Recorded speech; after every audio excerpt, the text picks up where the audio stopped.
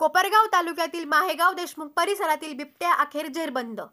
कोपरगाव तालुक्यातील माहेगाव देशमुख परिसरातील बिबट्याला अखेर जेरबंद करण्यात वन विभागाला यश आले असून मंगळवार दिनांक 18 नोव्हेंबर रोजी बिबट्याने चालत्या गाडीवर झडप घातली होती। यामध्ये वृद्ध दाम्पत्य हे जखमी झाले आहे। या घटनेमुळे परिसरात भीतीचे वातावरण निर्माण झाले होते। घटनेमुळे वन विभागाने पिंजरा लावलेला होता। बुधवारी रात्री उशिरा बिबट्या पिंजऱ्यामध्ये अडकला। अजूनही काही बिबटे या परिसरात असल्याची माहिती स्थानिक नागरिकांनी दिली आहे।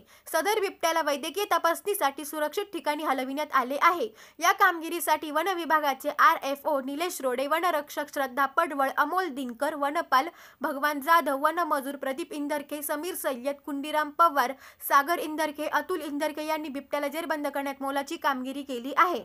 SD न्यूज साठी संतोष जाधव, कोपरगाव।